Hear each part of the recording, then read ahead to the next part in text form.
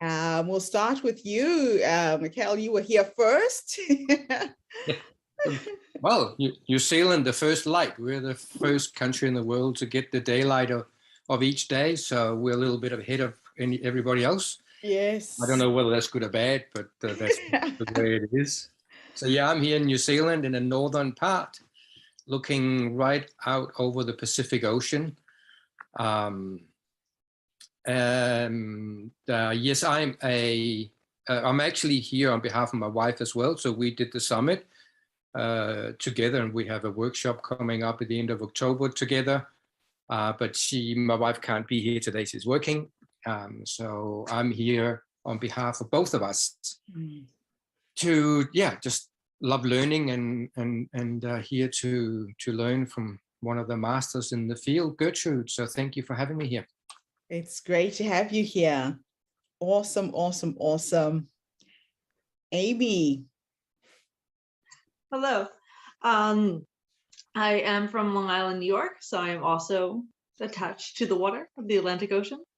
And I am a therapist, and I also work with children in foster care, and I connect them to people that have Medicaid, and I connect them to health services and try to kind of create their hierarchy of needs and build up around them. Wonderful. Good to have you here. Manuel, we had fun yesterday. How are you this morning?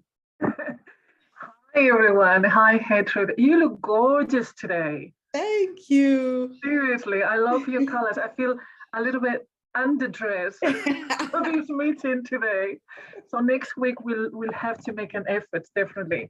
So hi everyone, my name is Manuela. I live in New Zealand. I live here in Auckland, originally from Spain. And I am a health and transformational coach. I work with women. I help women to create a new life they love especially after divorce or separation. And it's a pleasure to be here with all of you. Awesome. Fantastic. We'll give it one more minute, then we'll get started. Today, I really wanted to get to know you guys, to pick your brains and find out why you're here. First of all, kudos for showing up. Not everybody is called to speak. And those who are called to speak, not everybody takes action. So there is something in you that has got you here. And now you're investing your time in trying to perfect your craft. I always say to people, speaking is like playing a musical instrument. You'll never meet a saxophone player who just got up on stage and started playing. It's hours and hours and hours of practicing the craft and showing up and training and really getting to get clear what it is you stand for. What I'm hoping to achieve out of this group is to create thought leaders, to work with people who are really laser clear on why they're on this planet, what their message is going to be, and what difference they're going to make in the world through their stories. So, Mikhail, we'll start with you, just in a few sentences. What is it that you stand for? If I was to ask you one thing, if I was to Google to find your name, what would that be? I stand for transformation. I do not stand for change. I see a world where we keep changing things and it's not working. For me, change is just not cutting it. We have to go much deeper and create transformation. And so what does transformation mean for you? I'm wanting, just so I can explain where this is going. If somebody was trying to find you, trying to find your services, trying to find your skills, and they're typing in a search engine to find you, transformation is very broad. Can you narrow it down a little bit more?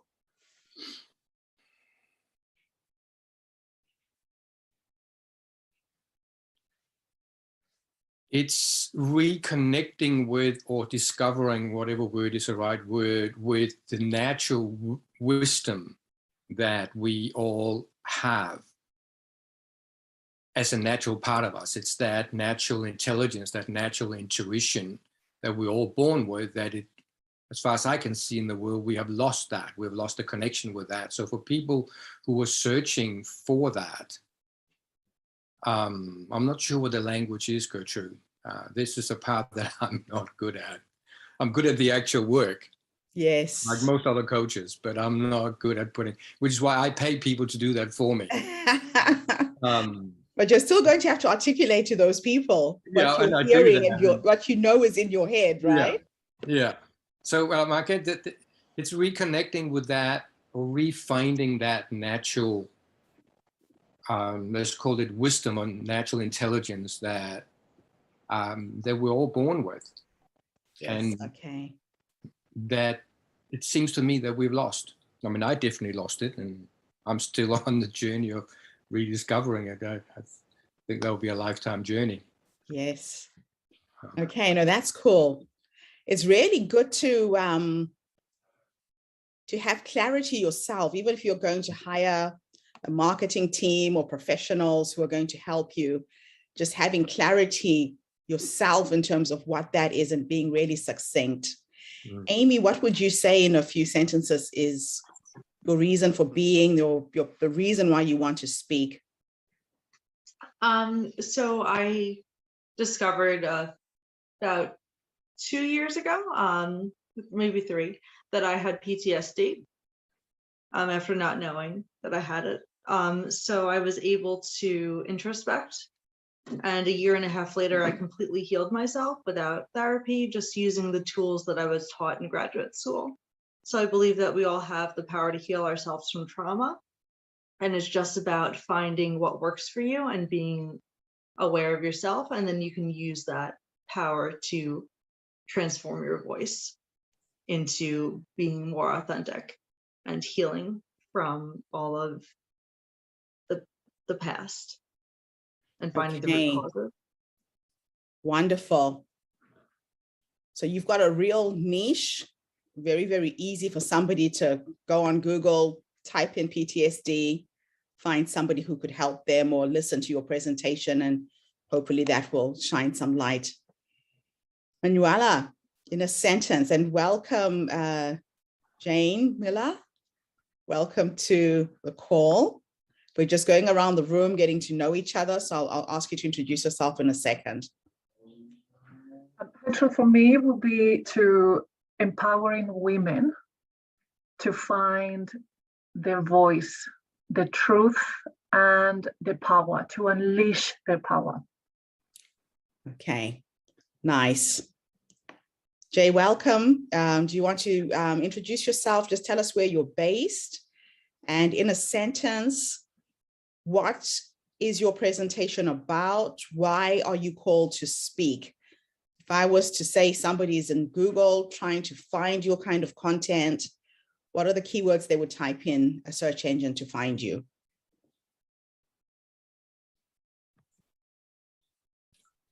Honestly, I have spoken a lot in the past. I'm working on a private performance-based fund right now. So I suppose what people would be looking me up for would be a retirement freedom or legacy or generational wealth. Nice. Again, very succinct and to the point. So in this program, what I'm trying to do is to really help you guys think of yourself as thought leaders so that you have a central pillar to everything you do that you can hinge your content.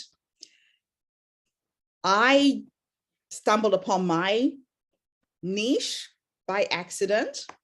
I had moved to New Zealand 21 years ago and wrote a book. I self-published a book. And it was in the search for a unique book title that I wrapped my personal life story around an African philosophy called Ubuntu. Thank you, Jane. You're in North Florida, US. Wonderful. And so my book is called Born on the Continent, Ubuntu. And I used the Ubuntu philosophy because I knew a lot of people thought Ubuntu is just a piece of software by Linux. If you Google the word, you won't find its original meaning. So there's been a lot of misappropriation of African content, words that are taken and used and never acknowledged. And so I thought, I'm going to grab this word back. I was very fortunate in the timing of it as well, because it was at a time where a lot of global leaders were starting to talk about it. I saw Desmond Tutu, a South African theologist, talking about it. Bill Clinton at the time did a talk about Ubuntu, and I thought, okay, I'm just going to grab this word and own it. It created a 21-year speaking career for me, and I've been able to talk about it in business, in leadership, in community. It touches on all kinds of facets of life, and if you see all 3 of my TED Talks, they hinge around one subject. Now, why am I saying this? A lot of times people step onto the stage, decide to be speakers without a level of clarity of what they're going to be known for. Now, it doesn't matter whether you want to do a TED Talk or you are talking in the corporate world. When people start making the decision to hire you, they want to see that you embody your message. They want to see videos of you online. They want to see your blogs. You need to create a digital footprint for yourself so that you are the expert in whatever it is you're going to be speaking on. Now, becoming an authority on any subject means that you have either lived the experience like you, Amy. This is something that you know because you've gone through it and you've experienced PTSD.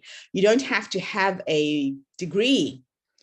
I ended up finding myself being hired by a billionaire family in Pittsburgh. So I come to the US a lot. At that time, the highest I'd been paid as a keynote speaker in New Zealand was $3,000 an hour. The highest in Australia was $7,500. And I thought that was pretty good. The next thing I know, the Rooney family in Pittsburgh, who owned the football team called the Steelers, found me through my YouTube video on the first TED Talk called Born on the Continent, Ubuntu. And Mrs. Rooney was a professor at a private university. And when she retired, she created a position called the Rooney International Scholar. And they were looking for philosophers, musicians, artists, interesting people to come and lecture at this university. It was a 6-month contract. I lectured 2 hours a week. I was paid $10,000 a week.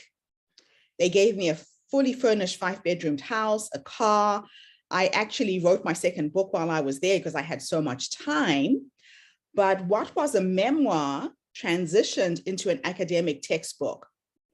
I've since lectured in over 15 universities around the world because of that experience. So how can your content be repurposed and positioned in different places? Like I said, a lot of what happened to me was accidental, but you can create this for yourself if you're aware of how to position your content in different aspects. Now, Mikhail, I know when I met you and your wife and we started talking about your content, it was quite fascinating what you have managed to do as a couple personally. You have a very universal message around your content with couples and people learning to stay together, avoiding divorce. Divorce is very, very high right now. Same with you, Manuela. You have a universal subject, those people who are surviving divorce and reinventing themselves afterwards. And Jane, it sounds to me like you have a universal piece of content as well.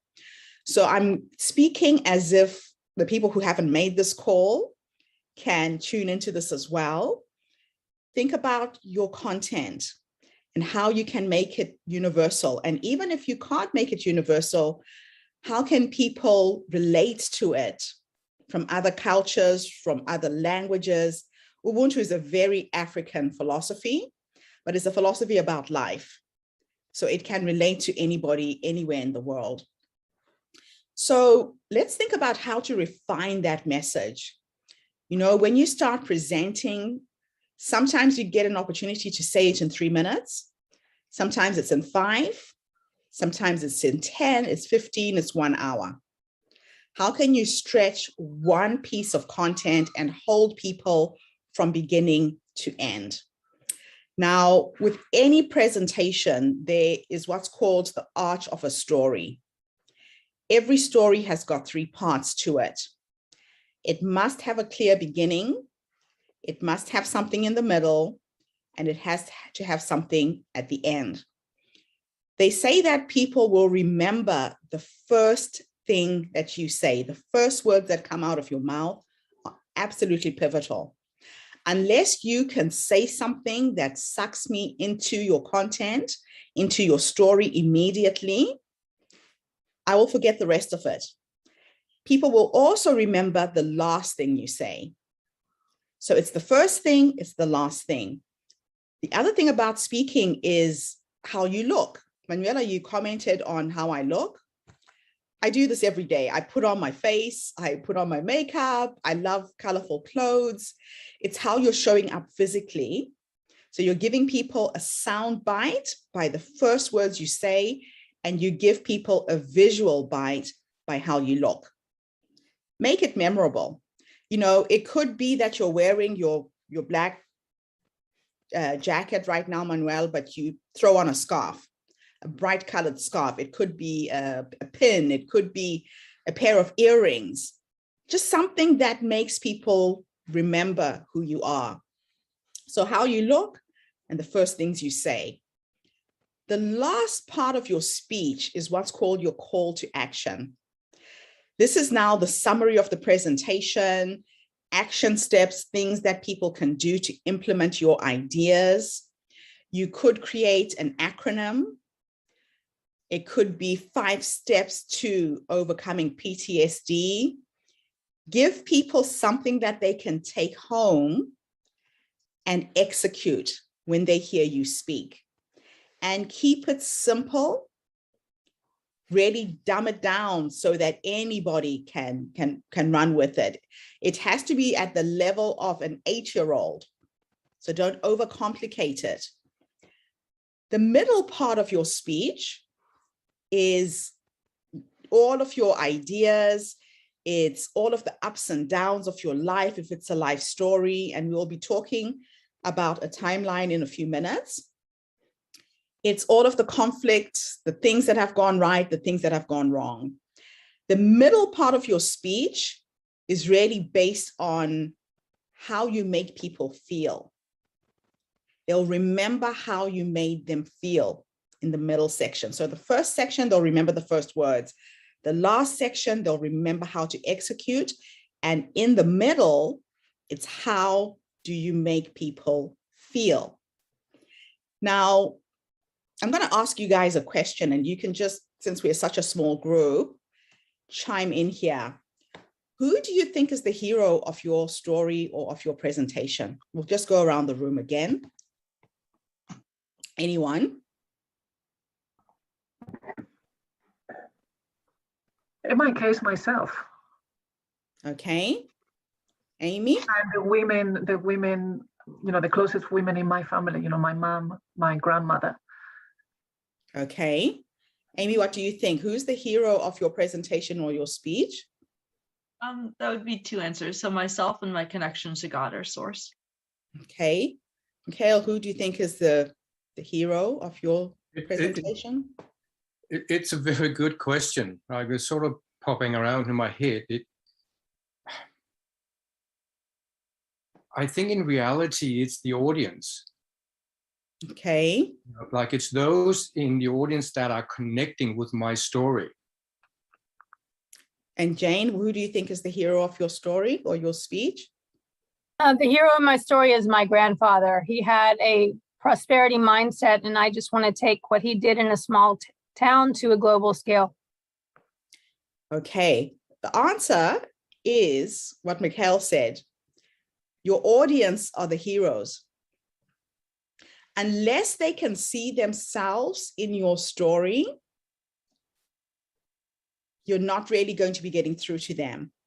So you are showing up as the Yoda, as the wise sage, as the person who has lived it, has breathed it, has experienced it. And Jane, for you, your grandfather is the Yoda. Same thing with you, Manuela, because you've lived this, you've breathed it, you've gone through it. And until the person who's listening can hear themselves through your story, you don't really have them. They have to picture themselves in your shoes, being able to do what you've done. So if you look at Disney's Pixar stories, the hero stories, think about the Toy Story. The hero is not the main character. It's the people who are tuning into the main character's story. They have to see a reflection of themselves through you. So in the telling of the speech, remember that, have that in the back of your mind. I'll tell you what happened with my first TED Talk. It was a great presentation, but I failed to be human. I thought, okay, I've got 15 minutes. I've got to pack in all of the things I've managed to achieve. So if you can take the time to watch my 3 TED presentations, I think the last one is the best. In the first one, I packed in everything I was doing at that time, the things I was doing to make a difference in Africa, to make a difference in my community, with the people in my life, to a point where I came off like this superhero, and I didn't touch on all of the things that had gone wrong in my life. I focused on all of the positive things, because I always tell myself I'm a positive person. I don't like focusing on all of the things that have gone wrong. But there were a lot of things that went wrong in my life at that time. When I realized this, I interviewed a few people who were experts. I started interviewing people who organized TED Talks and started getting some feedback. And that's the message that I got back, that I didn't sound believable. How can one person do all of these things? I did do them, but with a lot of things that went wrong in between. So it's when you start sharing the things that went right and the things that went wrong that it becomes more believable, that the person who's listening can actually hear their story through your story. Does that make sense? So your listener is the hero. If they can hear what you're saying and get home and say, I went to the most amazing presentation today, this is what I'm going to do next, you have been effective as a presenter. So again, I'm just going to go around the room and let's just talk about who is your niche, who is the target market for your presentation? Anyone? I'm happy to start. So for me and my wife, it is couples. So we don't want to work with individuals. I'm already doing that myself. So we want to work with couples who have been together for more than 7 years and ideally have children, because that is our experience and they are the people that we feel we can help the most. So couples who have been together for a while and come to maybe a place of being either a bit bored with it or a bit stuck and not quite sure how to move forward from where they're currently at. Okay, nice. Anyone? Just keep going. I guess mine would be women overcoming sexual trauma and family dynamic trauma. Okay, so that nice niche. Any particular age group? Mikhail's is quite clear because people who've been in relationships are probably in that middle to later part of their lives. Do you have a particular age group? I would say like 21 plus.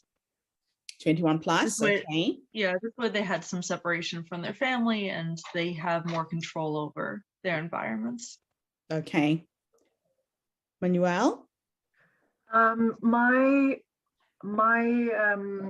target would be women from the 40s to mid 50s, so early 40s to mid 50s, who are facing a crossroad and uncertainty in their lives, facing divorce or separation. Nice. And Jay, who's your target market? My target market are accredited investors that may not be aware that they have become accredited and they're not fully aware of all the financial alternatives available to them for investment. Okay, so it's men, women of a certain age group? Well, usually they're boomers, but people are becoming millionaires at 30 now, and they're still not financially savvy. They're scared because they have accumulated a certain amount of money and they know they're not utilizing it wisely. Okay. Now, the reason why I asked that question again is a lot of people go into the presentation world without being clear who they're speaking to. The narrower your target market, the more effective you're going to be. So Amy, if you can decide that it's going to be 21 to 35, you're going to be more effective than when you leave it 21 plus. Now I'm saying this because when you start putting together your marketing copy, the language you will use for someone from the age of 21 to 35 is going to be different from someone from 35 to 45 and over. Does that make sense? And the platforms you're going to use to advertise to get them is going to be different as well. So like Mikhail's demographic, you probably will find them more on Facebook, maybe LinkedIn than anywhere else. Amy, you might be working on Instagram. So it'll help you decide where you're going to put your marketing dollars to attract the people that you want to try and bring into your circle. Does that make sense? And when you do decide to do this, creating community, and that's what I'm trying to do with the group that I've just added you to. Creating community makes you so much more effective. I remember when I started coaching people to write books, when Facebook was still Facebook and you could still get through to people with a closed group, I had people in 30 different countries in a group. And it got to a point where if I was sleeping in New Zealand and somebody had a question and they were stuck, they could post a question in the group and somebody in the group who had talked to me before and I'd given them an answer to that particular question would respond. So creating your own community around your content is going to be crucial going forwards, because you're not always going to be there for people. You're not able to be there 24 hours a day. So start really thinking about bringing people together in a community. And the more intimate your community is when you're starting, the more effective you're going to be. Like I literally handpicked out of the people that I added to the group, probably 300 people, knowing that I'll probably get 100 who would respond. And that's exactly what's happened. And I will work with a smaller, more intimate group to start off with. Get to really know everybody on a personal level, because what I'm hoping is that out of this first 100 people, you'll give me great testimonials. You've got to experience me very intimately. Getting a video testimonial from somebody you've worked with one-on-one is worth its price in marketing dollars than throwing money at Facebook or Instagram. Because the first 100 people can tell 10 friends, and before you know it, your community has grown to 1,000. And if the 1,000 tell 10 friends, now you've got 10,000. If they tell 10 friends, it's 100,000. They tell 10 friends, you've got 1 million people connected. So I work on that 10 by 10 by 10 principle. That is the first 10 people who will make you successful. Now, in growing your community, you must remember that your content, whatever it is you are up to as a speaker, is literally generating or creating what I like to call a movement. In all of what we're doing right now, you are tribal leaders. And the tribal leader has to be able to tell a compelling story that really gets through to people. Because the people who come on board and join you are now part of your tribe. They're going to take your message, implement it, spread it, maybe create their own tribe. Then that's what I'm trying to do with you guys. And I'm sharing with you all of the things that I'm doing so that you have the tools to move your business forward, to create your own communities and grow your own tribes as well.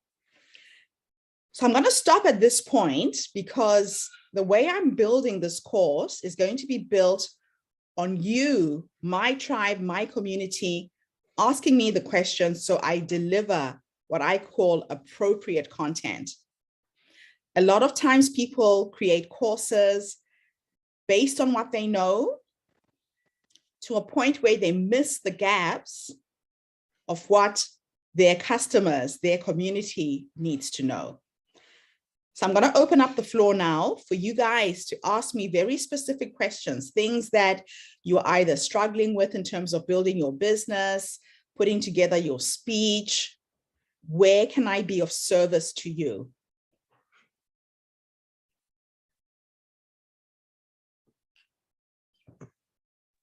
Because at the end of the day, you'll be so close to your content, you can't see the gaps. You have this tunnel vision. And when you develop a program, develop a speech based on questions that people have asked you, you will nail it. You will deliver 100%. Amy, you sound like you want to say something. Well, this is the very first start of the journey. So I'm not really sure what questions I have. I just want to be a giant sponge and absorb all of your teachings. And I'm really grateful for this experience. And I appreciate the feedback. I was thinking that my age range would be probably like late 30s to early 40s, since like that was the age that I healed from the PTSD. Okay, that's really nice. And, you know, in making that decision, I'll tell you how I hit upon my avatar. I had a client. So I've been working with people, different age groups. And when I was going into my coaching business, I had a client from Australia. This woman was 57 years old, had gone through a divorce, sold everything she owned, packed a suitcase and moved to live in China and was teaching English. Her name was Tuva Vine. And when she told me her story, it was incredible. I met her 10 years after she had done this. And what I loved about Tuva was her level of clarity. She wanted to share her story, no doubt about that. I saw 3 books in her, not one. And she was like you, Amy. She was like a sponge, just open to absorb, open to learn, open to be guided. And I said to her, Tuva, I am actually seeing more than one book in you. Do you mind if I share what I'm seeing? Because sometimes I show up like a mirror, just reflecting back to people what they don't see in themselves, and I share. And I said to her, why don't you split up your story into 3 separate books? Because people are not consuming content very easily these days. You know, if you write a 900-page book, nobody's going to read it. But if you write 3 separate books, 300 pages each, is going to be more effective. And the other thing about breaking up her content was the people who buy the first book want to know what happened next. They'll buy the second, they'll buy the third. So we split up her 10-year journey into 3 books. The first book was called TIC, T-I-C, and the acronym stood for This is China. And it's what people say when you move to China and you experience, you know, culture shock. People say, look, get over it. This is China. You're not in Europe. You're not in New Zealand. You're not in Australia. This is China.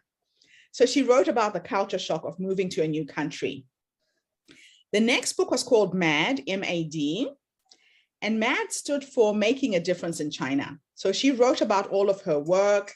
She ended up creating her own English school in the next 10 years and traveling all over Southeast Asia, supporting little children in orphanages, and she was sponsoring little girls in orphanages. So she was making a difference. The third book was called GAP, G-A-P, and GAP stood for Get a Purpose. She found her life purpose by traveling throughout Southeast Asia, making a difference in these children's lives. And GAP actually ended up turning into a coaching program that I recommended she starts, where she started coaching other women who've gone through a divorce to travel and see the world. And it was like, the pun was on the gap year as well. So they would pack their suitcases and she coached and mentored them to transition. What I loved about Tuva was that she was technophobic. She didn't like computers. I love computers. She outsourced everything in terms of her social media, her marketing, to me. So I set her up, and I actually ended up ghostwriting all 3 books. Out of one client, I think in the 2 years I worked with her, I generated well over $180,000 by helping this woman. And she made almost $700,000 from the books, from the coaching program. For me, she was decisive. She didn't need to consult a husband or a partner to make any of the financial decisions. She had the stories. So I decided women over 50 were my target market. They have the stories and they want to share. So getting that level of clarity in terms of who you want to play with. And then what I ended up finding is I was using Facebook to market. These women would bring their daughters to me, they'll bring their granddaughters. So I didn't have to advertise to the younger demographic. And when I posted anything on Facebook, it went out on Instagram. I was attracting the younger women as well. So just getting that laser clarity. So Manuela, what questions have come up for you up until this point?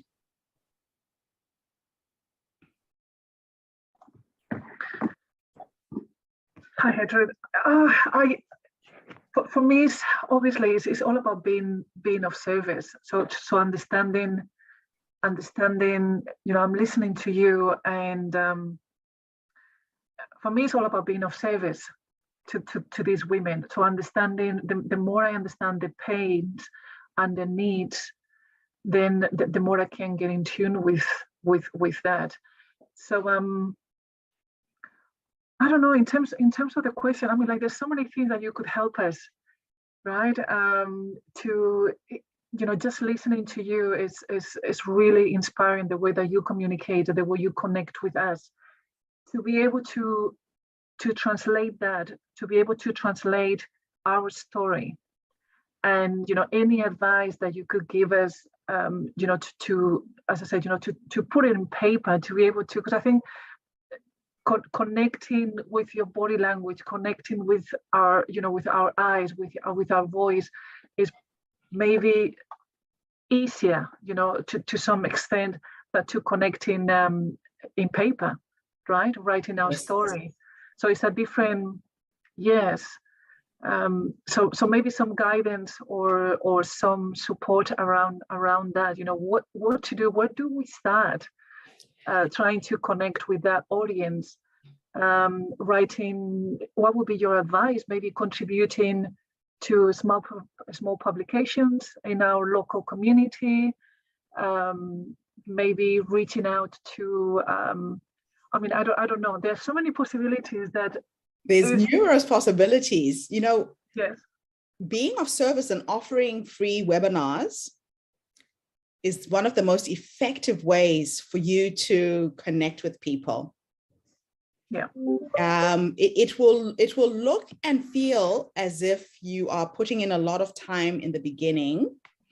When I created my coaching business for authors, I said, I'm looking for 100 people to coach for 90 days for free. And I would show up at 10 o'clock every morning. I had no content. I didn't know how to coach them. I just knew how to write books. But I would get them to come online. And before they came, they emailed me questions, things they wanted to know.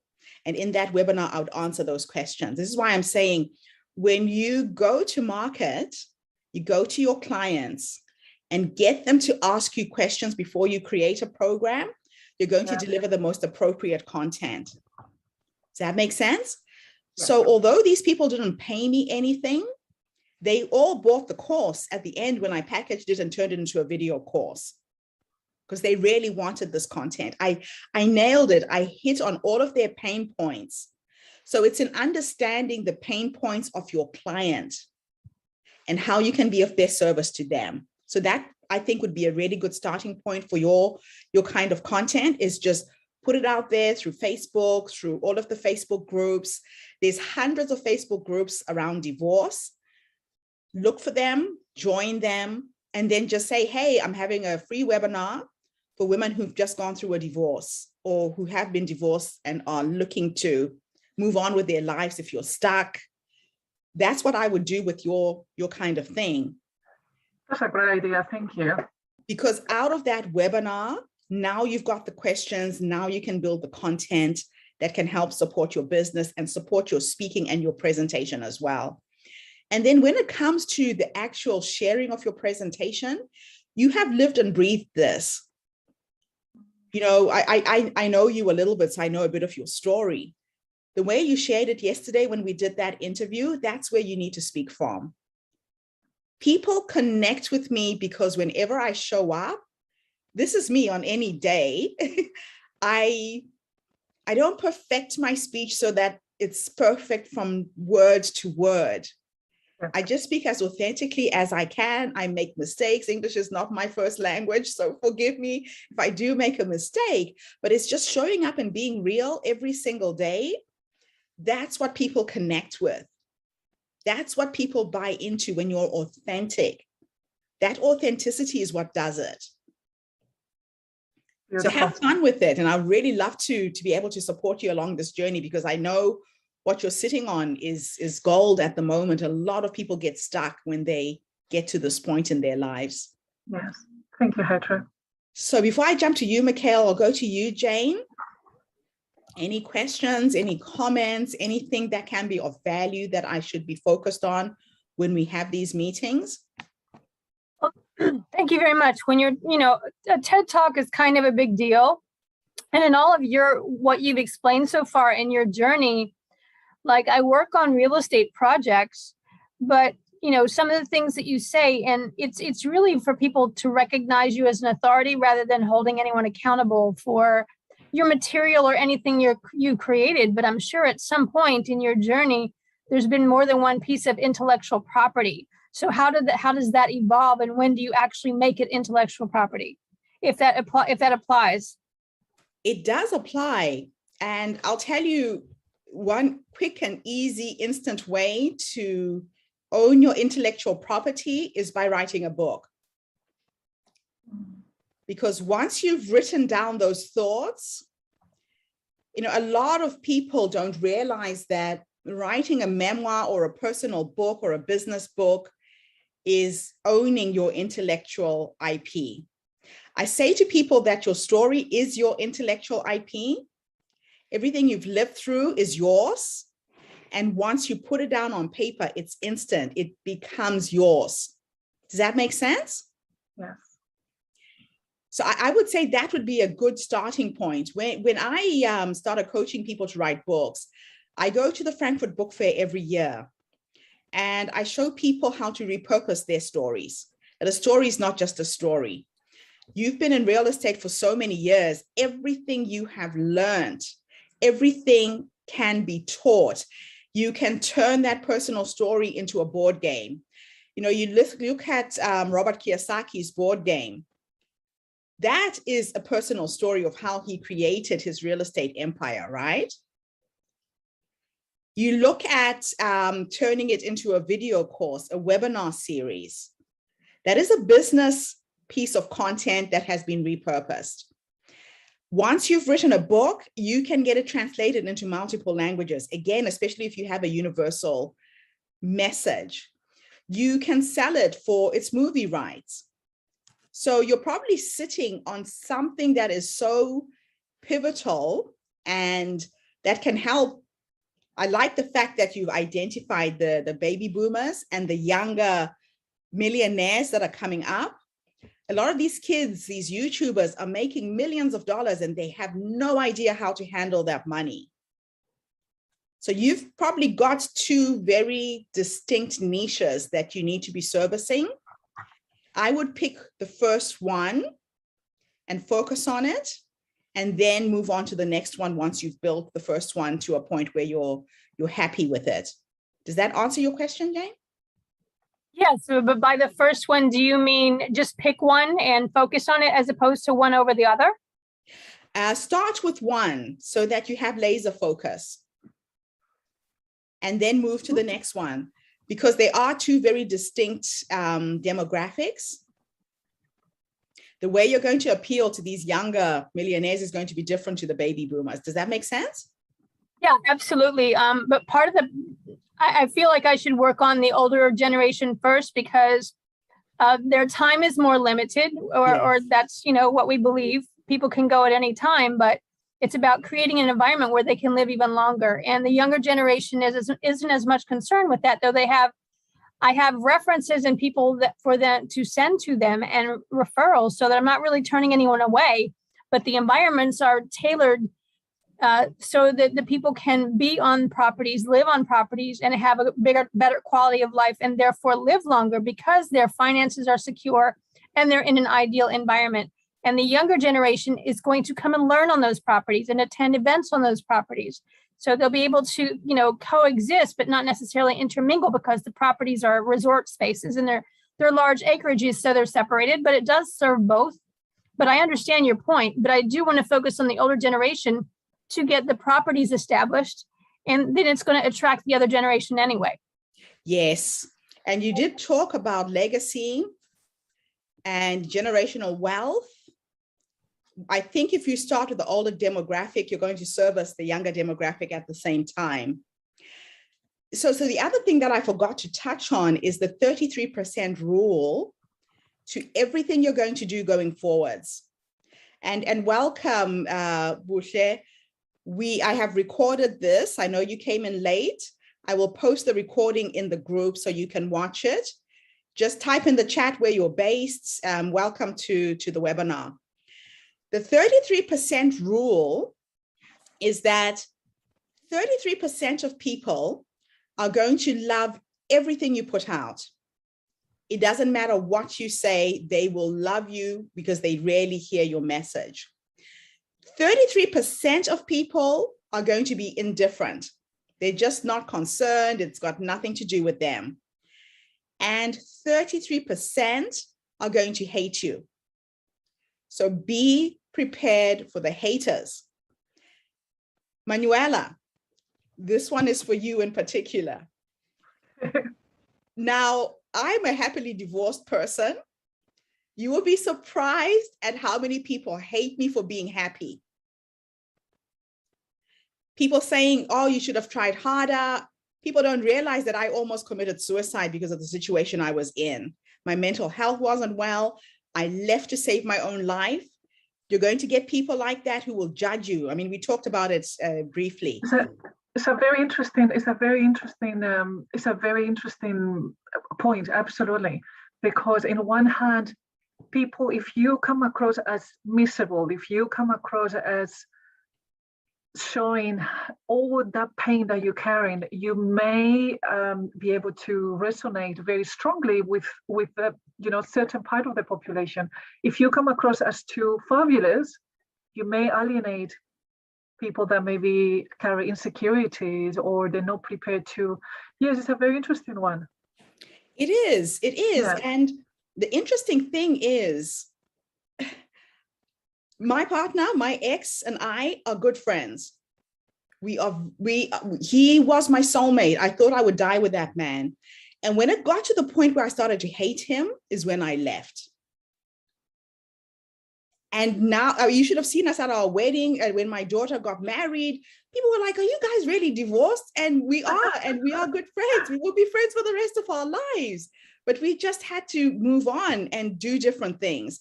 So be prepared for the haters. I've had people attack me on YouTube around Ubuntu. IT geeks who have no idea where the word came from, saying, this is not a piece of Linux software. What the fuck is she talking about? And they just don't know that the software was based on this African philosophy. So I've been attacked by people on YouTube. No. For tying the Ubuntu philosophy to a piece of Linux software. They don't realize it's the other way around. So be prepared for the haters. Mikhail, anything from you? Well, first of all, thank you. I love learning, and it's fantastic being here and listening to you with your experience. Fortunately, I'm already a public speaker and been doing it for many years, but only on the side. So I can relate to this. So for me, this is a journey together with my wife. So there's kind of two questions that are sitting there for me. And like for us, is looking at like, what is it? How are we going to focus on this being two? It's like two people on stage instead of one, because when I go on stage, I can just go and do what I want. I only have to just focus on me. Yes. So when we recorded for your summit, man, that was a very, the fact that we didn't get divorced during that was quite an achievement. Of going through that, but we're so glad we had that opportunity to go through that and learn from it. So, anything around the difference between one person on stage and two would be one aspect that we are interested in. The other aspect is that at the moment, there is no public speaking possible in New Zealand, and hasn't been for a year and a half. So I haven't done any public speaking for a year and a half, and that's okay. But how in this environment do we get ready for when it opens up, or how do we take our public speaking online?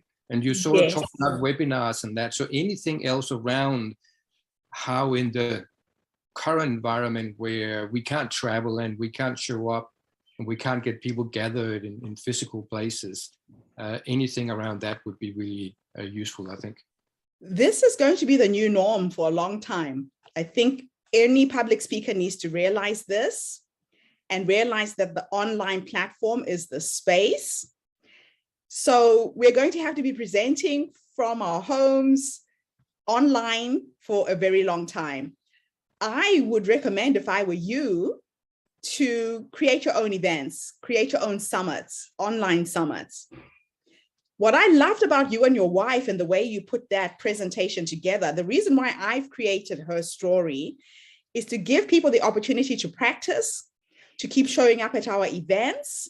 We are doing an event every other month.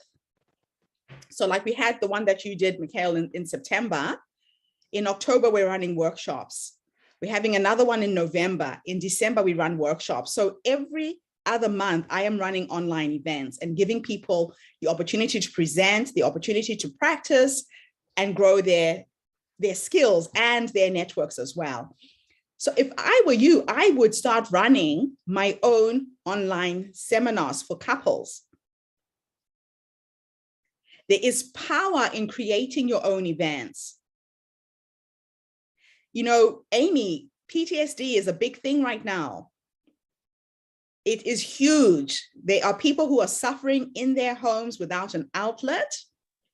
There is a massive opportunity. And the other thing that we all have to remember is that the world is flat right now because of what's happened with COVID. It doesn't matter what part of the world you are in, you can have a global reach. You just have to decide you want it. Now, I'm going to be sharing case studies, and I'm glad you brought up, the fact that you are presenting with your wife. Part of what I'm doing with my coaching is I'll be giving you case studies. So I'll give you a few case studies, Mikhail, of people that I've seen who have just blown me away, who've presented together. It's almost as if the yin and yang of your relationship with your wife will be showing up on stage. And you will be presenting either seamlessly, like you are one person, just having two different views. You're going to have to dance with this for a while. It's going to be like, learning the tango, but you can have a lot of fun with it. I'll share some of the case studies. So I live and breathe TED. I am on TED every morning, and I recommend all of you do the same thing. I look for inspiration from people who've done it before. So I'll be sharing case studies. So if any of you have something specific you are looking for, ask me. I probably know 2, 3, 4 other people who have presented in a way that's quite impressive. So I'll share with you, Mikhail, some of the case studies of people who've done a really good job. I don't know if you saw the mother and son who did the presentation for the summit, the little boy, the little 8-year-old boy. So we had an 8-year-old boy from the US who presented. He did a piece on his own, and then we interviewed him with his mom at the end. I'll send you the link to that presentation as well. They've kind of worked out. It's almost as if the mother will say something and the boy will finish off the sentence, and vice versa. So there are ways of presenting in a very eloquent way when you are two presenters at the same time. So our time is up. We've gone over our 30 minutes, but this was great because I really wanted to get to know everybody. I wanted to get a feel. Email me any questions so that when we do the next one, I can incorporate those questions in the next webinar. Sound good? And for those of you who have paid for the full program, Mikhail, it's now coming this week, the next module, and I'm going to be putting it into this, the people who have paid have got access to the further program. And those of you who want to know more about the paid program, please let me know. I'll email you the links, and then you can get involved in getting more content. So this series is going to be 3 separate webinars that you will get for free, and then you can make a decision whether you want to buy into the coaching program or not. So thank you so much, everybody. Ushenkosi, I will post the replay and put it in the group so that you can watch it from the beginning. And again, ask me questions. Amy, I'm looking forward to seeing how we can work together. Same with you, Yeah, Jane. likewise. You've got something really magical there. The baby boomers are needing help on how to create that generational wealth and hold on to their properties, because I know it's a big thing in the United States as well. Email me questions, everybody. Post them in the group. I'm paying attention to everything you're posting in the group. And use the group to get feedback. So if you want to practice a speech, record it, upload it to YouTube, throw that link into the group, get the other speakers to give you feedback. That's another great way to practice. And I'm looking for speakers for the next summit. Go onto the website, theherstorycircle.com, register. I still have a few slots for this month, for the month of October. Have a good day, everybody. Welcome to the Her Story Speakers platform. Thank you. Bye.